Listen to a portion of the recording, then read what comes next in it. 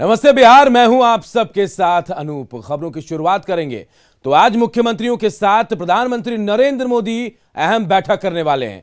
Corona से बने हालात और वैक्सीनेशन पर बैठक में चर्चा होगी। कुछ राज्यों में कोरोना के तेजी से संक्रमण के मामले बढ़ रहे हैं और इसे लेकर यह बैठक बुलाई गई है। वीडियो कॉन्फ्रेंसिंग के जरिए यह बैठक होने वाली है। वैक्सीनेशन ड्राइव शुरू होने से पहले पीएम ने सभी मुख्यमंत्रियों के साथ बैठक की थी। कोरोना से बचाव को लेकर नए निर्देश जारी किए जा सकते हैं। तो आज अहम बैठक है प्रधानमंत्री नरेंद्र मोदी की तमाम मुख्यमंत्रियों के साथ और केंद्र शासित राज्यों के मुख्यमंत्रियों के साथ।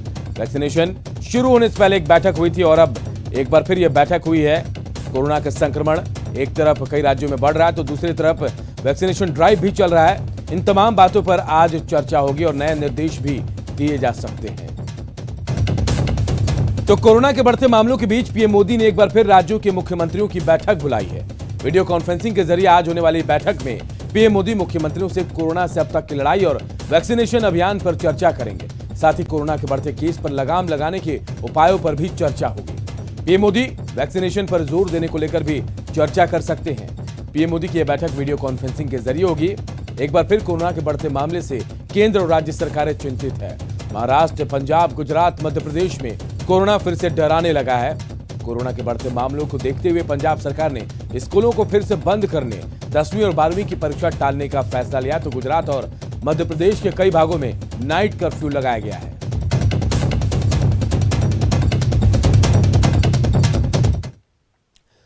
अब बिहार की बात करते हैं तो बिहार में 24 घंटे में 49 कोरोना के नए मामले सामने आए हैं। पिछले 10 दिनों की बात करें तो 7 मार्च 2021 को देखिए 30 मामले सामने आए, तो वहीं 8 मार्च को 21 मामले सामने आए। 9 मार्च की बात करें तो देखिए 41 मामले सामने आए थे। 10 मार्च को 44, 11 मार्च को 45, 12 मार्च को थोड़ा ये आंकड़ा कम हुआ 28, 13 मार्च को फिर ये आंकड़ा बढ़ता 38 हो जाता है ये आंकड़ा, 14 मार्च को 50, 15 मार्च को 26 और 16 मार्च को एक बार फिर ये आंकड़ा बढ़कर 49 पहुंच गया। यानी यह आंकड़ा जो है तेजी से बढ़ भी रहा है।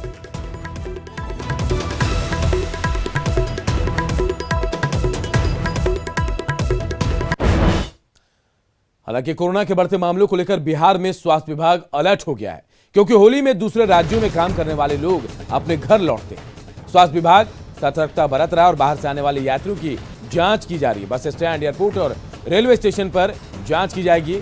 जिन राज्यों में कोरोना के ज्यादा मामले हैं उन पर विशेष नजर भी होगी। होली में महाराष्ट्र, पंजाब, गुजरात, तमिलनाडु से लोग बिहार लौटेंगे और इन पर भी स्वास्थ्य विभाग नजर रखेगा।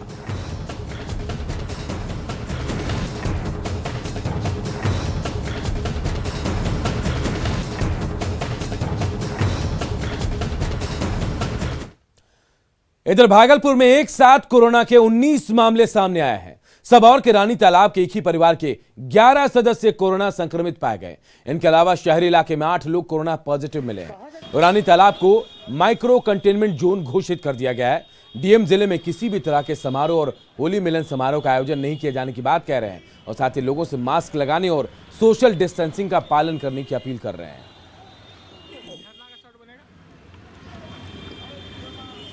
किया गया है कि होली मिलन किसी भी सार्वजनिक स्थान पर नहीं होगा, तो ये हम लोग इन्फोर्स कराएंगे।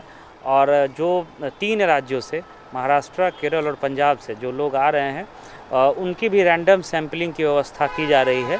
और किसी पंचायत में अगर ज़्यादा संख्या में इन तीनों राज्यों से लोग आते हैं तो वहाँ पर हम लोग टीम भेज करके भी रैंडम सैंपल कलेक्ट कराएंगे। स्थिति पर हम लोगों की नज़र है। और अब बात वैक्सीनेशन की। पुलिस हेडक्वार्टर में अधिकारियों और पुलिसकर्मियों को कोरोना वैक्सीनेशन का दूसरा डोज दिया गया। डीजीपी एसके सिंघल ने भी वैक्सीन का दूसरा डोज लिया। उन्होंने कहा कि पुलिसकर्मी टीका ले रहे हैं और आम लोगों को भी टीका लेना चाहिए। कोविड का जो प्रिवेंटिव जो एक्शन जो लिया जा रहा है वो बहुत ही ज़रूरी है। समाज की सुरक्षा के लिए भी बहुत ज़रूरी है, अपनी सुरक्षा के लिए भी बहुत ज़रूरी है। तो हमारे जितने पदाधिकारी और हमारे कर्मी हैं वो कल से ही ये वाला काम जो है कर रहे हैं। और आज मैंने जो है अपना जो दायित्व है वो भी पूरा किया है और मेरा ये पूर्ण विश्वास है कि अब जो है इस कार्य में और गति आएगी और हमारे जितने पुलिसकर्मी और पदाधिकारी हैं वो अधिक से अधिक संख्या में अपना ये दायित्व पूरा कर लेंगे।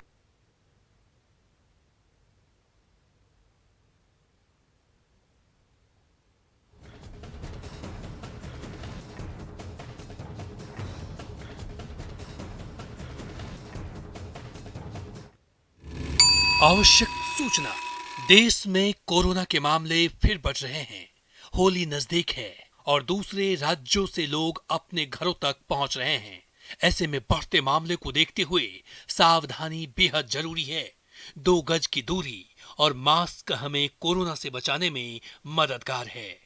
सरकार की गाइडलाइंस और तय नियमों का पालन करेंगे तो कोरोना से बचे रहेंगे, क्योंकि सावधानी ही बचाव है।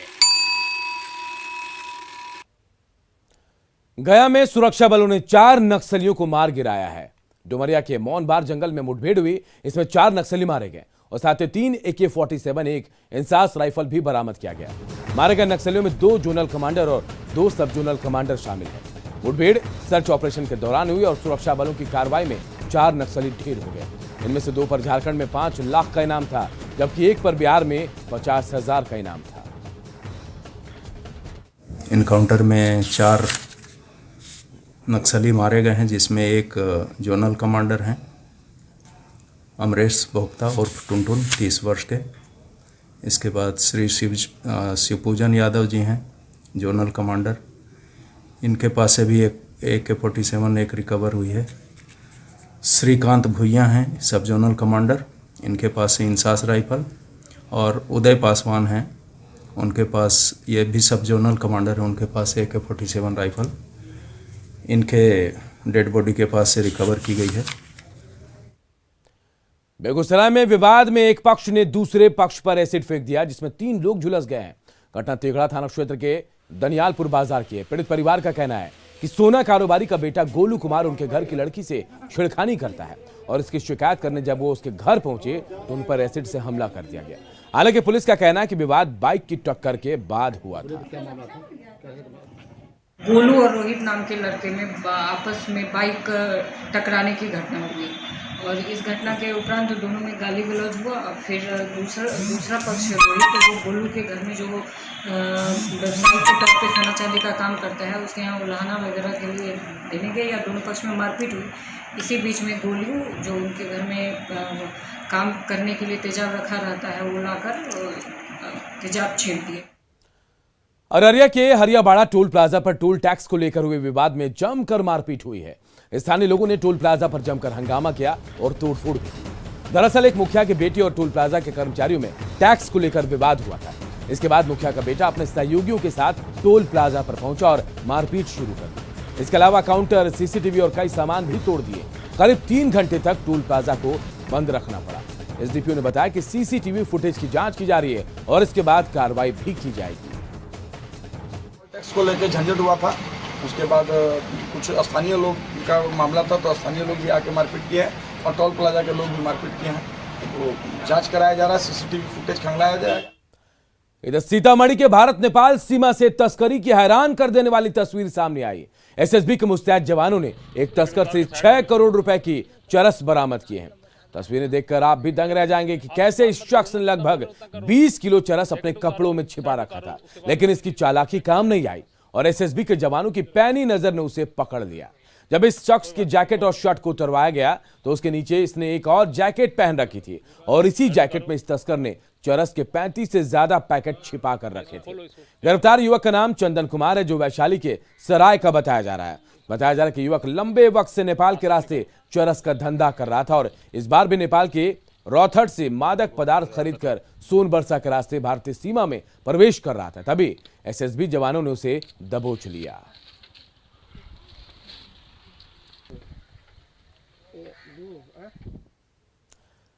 अररिया के फारबिसगंज अनुमंडल का सोनमणि गोदाम थाना नेपाल बॉर्डर पर स्थित है। अपना भवन नहीं होने की वजह से यहां पर पोस्टेड 25 पुलिसकर्मी पुराने टीन नुमा भवन में रहने को मजबूर हैं। बारिश के दिनों में छत से बारिश की बूंदें टपकती है तो सरकारी फाइलों को किसी तरह बचाया जाता है। थाना संभालने वाले पुलिसकर्मियों को इस अंधेरी नुमा कोठरी में सोना पड़ता है। थाना में मौजूद पुलिसकर्मियों ने बताया कि दूसरों की सुरक्षा करने वाले पुलिस खुद को असुरक्षित महसूस करते हैं। सोनामणि गोदाम थाना का जायजा लिया हमारे सहयोगी सतीश कुमार मिश्रा ने। अभी हम भारत नेपाल सीमा के सोनामणि गोदाम थाना में हैं। तस्वीरों में साफ तौर पर आप देख सकते हैं कि यह अररिया जिला का एकमात्र ऐसा थाना है जो नेपाल सीमावर्ती इलाके में है। किराए के मकान में वर्षों से यह चल रहा है। इस थाना का अपना भवन नहीं है। जो महत्वपूर्ण जो कागजात हैं किस तरीके से रखे गए हैं तस्वीरों में साफ तौर पर देखा जा सकता है। जो पुलिस दूसरों की सुरक्षा के लिए अपनी जान को जोखिम में लगाते हैं वो किस तरीके से रहने को मजबूर है साफ तौर पर देखा जा सकता है। क्या है आपके? हाँ, हम गृह रक्षक है। अच्छा। और यहाँ पर तो एक तो मेन नेटवर्क की कमी है। दूसरी बात यहाँ पर हम लोगों को बहुत परेशानी है। बारिश के समय में हम लोग काफ़ी यहाँ पर परेशान हो जाते हैं। पूरे घर यहाँ पर चूते रहता है। और तस्वीरों में साफ तौर पर आपने देखा कि भारत नेपाल सीमा का यह जो सोनामणि गोदाम थाना है, जो पुलिसकर्मी है साफ तौर पर बतलाए कि 25 की संख्या में वो हैं, लेकिन किराए के मकान में यह थाना चल रहा है कई वर्षों से, लेकिन यहाँ पर किसी तरीके की सुविधा इनको नहीं मिल रही है। सतीश कुमार, न्यूज़ 18, भारत नेपाल सीमा, सोनामणि गोदाम थाना, अररिया।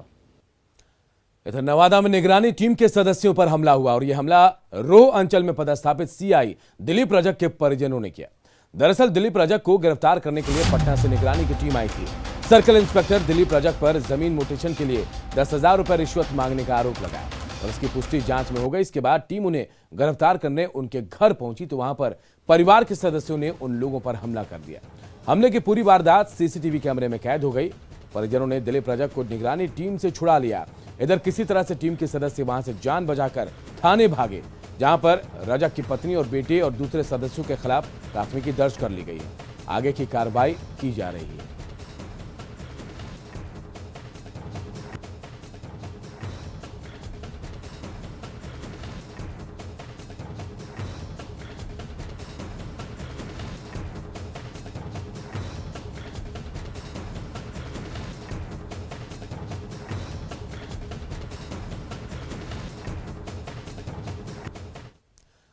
बिहार विधानसभा की सभी दलों की महिला विधायक मंगलवार को एक बार फिर एक साथ एक मंच पर दिखाई दी।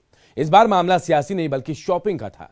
सभी दलों के महिला विधायक एक साथ खरीदारी करने पटना के गांधी मैदान स्थित खादी मॉल पहुंचे और इन लोगों ने यहां जमकर खरीदारी करते हुए कहा कि खादी को बढ़ावा देने के लिए सभी महिला विधायकों ने मिलकर यह फैसला लिया कि वो एक साथ खरीदारी करने खादी मॉल जाएंगी।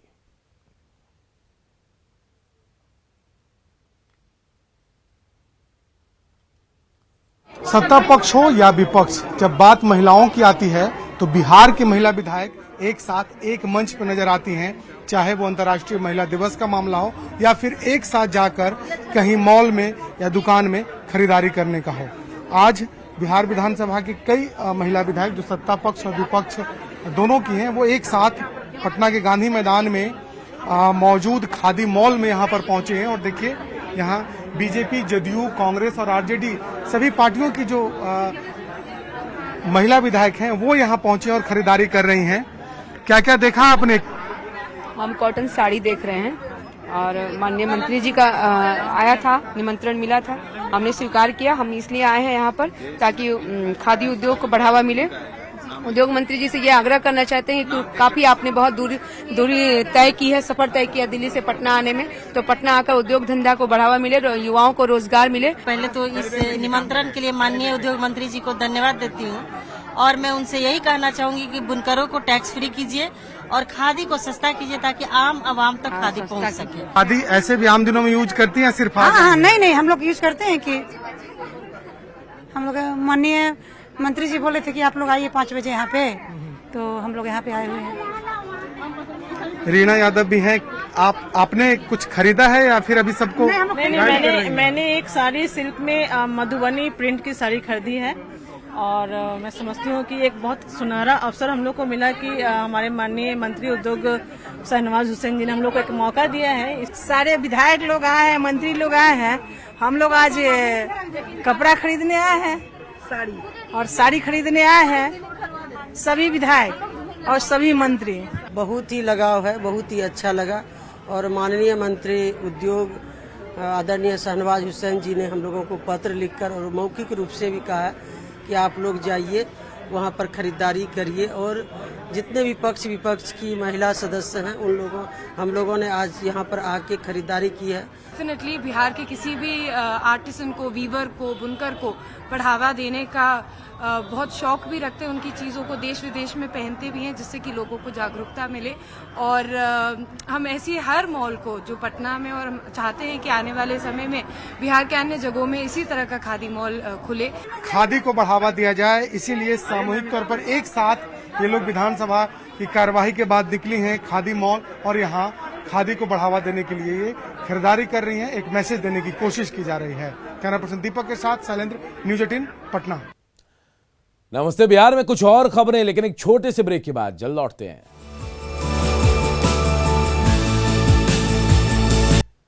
आरजेडी नेता और बिहार विधानसभा में नेता प्रतिपक्ष तेजस्वी यादव लगातार ऐसे बयान दे रहे हैं जिस पर हंगामा हो जाता है।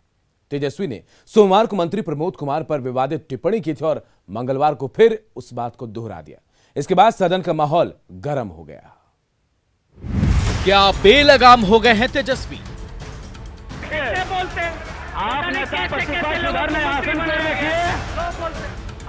ये सवाल आजकल बिहार के राजनीतिक हलके में हलचल मचाए हुए हैं। वजह है तेजस्वी के हालिया बयान। सोमवार को तेजस्वी ने मंत्री प्रमोद कुमार को कह दिया था कि कैसे कैसे लोगों को मंत्री बना देते हैं। मंगलवार को प्रमोद कुमार ने सदन में तेजस्वी से माफी की मांग की। 74 आंदोलन में जेल रहे हैं और 5 वर्ग के महोदय हम विधायक हैं और हमारे सम्मान को ये ठेस पहुंचा है महोदय, और संसदीय भाषा के लिए महोदय इनको क्षमा मांगना चाहिए। इतना लंबा चौड़ा भाषण दिए। मंत्री प्रमोद कुमार की मांग पर माफी मांगना तो दूर, तेजस्वी ने फिर से वही बयान दोहरा दिया, ये कहते हुए कि इसमें गलत क्या है। और हमने क्या बोला कि कैसे कैसे मंत्री बना देते हैं लोग। निमंत्रण कैसे कैसे में क्या आपत्ति है भाई? कैसे आसन सदे का नहीं, ये गलत। फिर आप उधर मत देखिए, कैसे बोलते हैं आप नेता प्रतिपक्ष उधर नहीं, आसन की ओर देखिए, आसन की ओर देखिए आप। तेजस्वी की ऐसी प्रतिक्रिया को मंत्री प्रमोद कुमार ने अपना अपमान बताया और सदन में हंगामा होने लगा। सवाल जवाब सवाल का नहीं है, सवाल सम्मान को ठेस पहुंचाना है। ठीक है, सवाल मर्यादा और गरिमा को ठेस पहुंचाना है महोदय। और मैं अति पिछड़ा वर्ग का व्यक्ति हूँ, 5 वर्ग का विधायक हूँ, और संसदीय भाषा का प्रयोग कर ये महोदय सदन के माननीय सदस्य का गरिमा का अवहेलना किए महोदय। सत्ता पक्ष के नेता एतराज जताते रहे, लेकिन तेजस्वी यादव पर कोई असर नहीं पड़ा। तेजस्वी लगातार सरकार और मंत्रियों के बारे में अजीबोगरीब बात कहते रहे। यहाँ तक कि तेजस्वी ने कुछ ऐसी बात बोल दी जिस पर विधानसभा अध्यक्ष को हस्तक्षेप करना पड़ा। आप भी बैठिए और ये कहना पड़ा कि सदन में ऐसी भाषा मत बोलिए। एक आग्रह करेंगे कि सदन के अंदर धमकी की भाषा नहीं चलती है, मर्यादित भाषा ही प्रोसीडिंग के अंदर जाएगा। तेजस्वी यादव बिहार विधानसभा में नेता प्रतिपक्ष है, उनके ऊपर जिम्मेदारी है बिहार के लोगों की बात को सदन में उठाने की। सवाल है कि क्या इस ढंग से मंत्रियों पर टिप्पणी करने से लोगों की समस्याओं का समाधान होगा? आप तो अपना समय तो कुल को दे रहे हैं।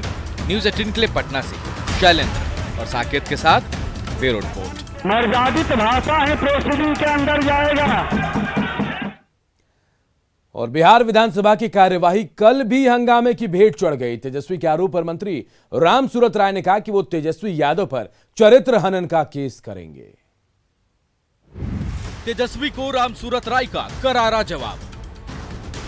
आरोप लगाया है उसको मैं सदन के माध्यम से खारिज करना चाहता हूं। करूंगा मानहानि का मुकदमा। आपने मेरा जो चरित्र हनन किया है उसकी भरपाई करनी होगी। मैं आप पर मानहानि का आरोप करूंगा। बिहार विधानसभा का माहौल एक बार फिर शराब के मुद्दे पर गर्म हो गया और आखिरकार सदन की कार्यवाही स्थगित करनी पड़ी। 11 बजे तक के लिए कहना है।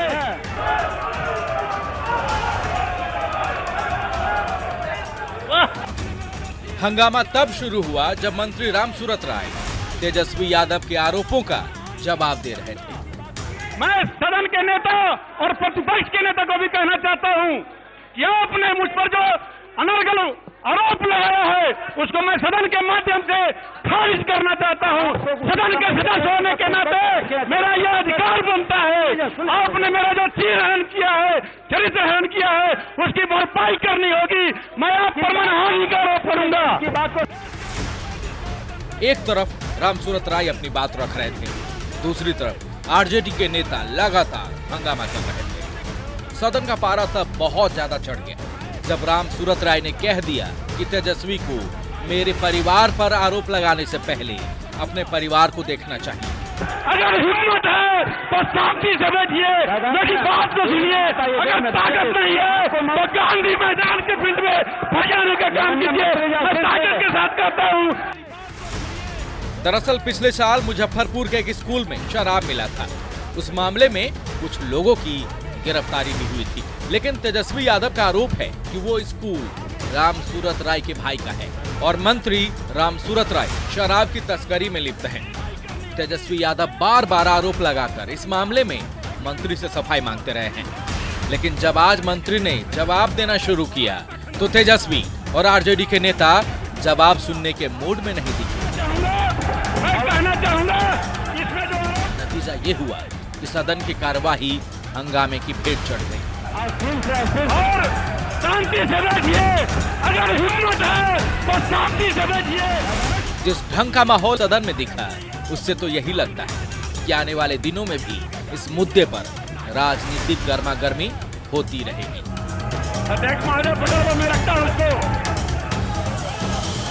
न्यूज 18 के लिए पटना से शैलेंद्र कुमार और साकेत के साथ ब्यूरो रिपोर्ट।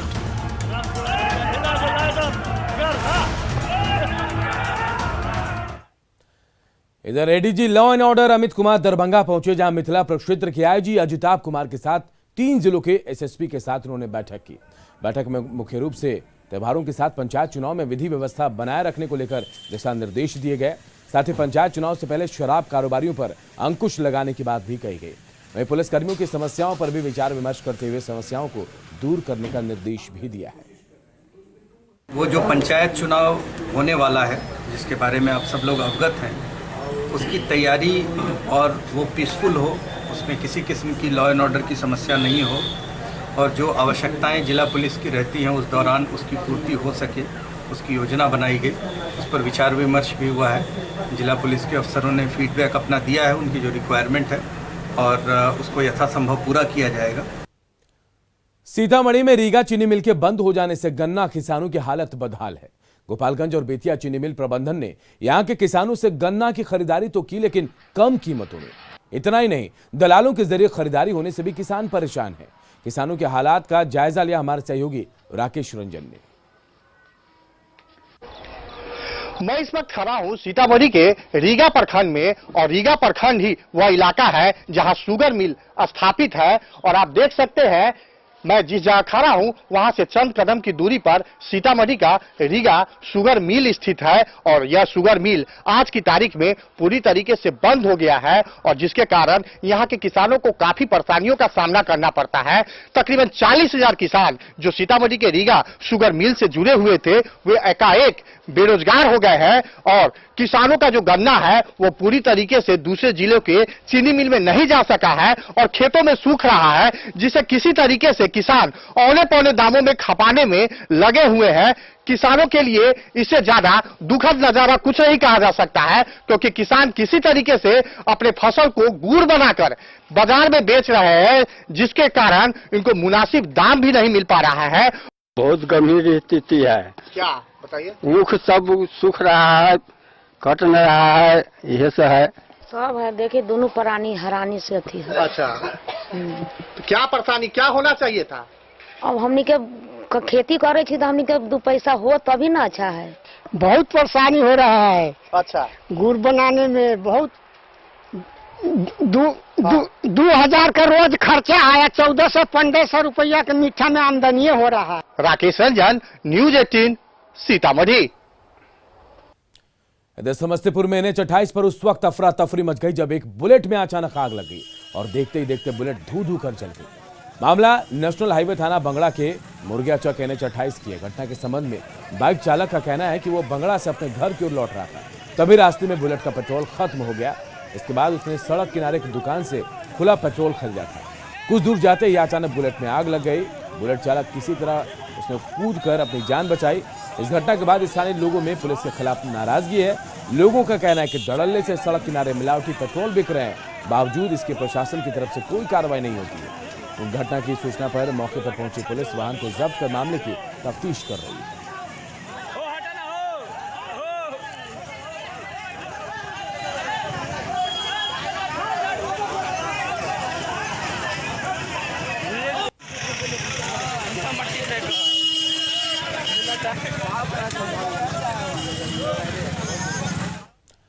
और नमस्ते बिहार के इस बुलेटिन में इतना ही, लेकिन खबरें लगातार जारी है। देखते रहिए News 18 बिहार भारत।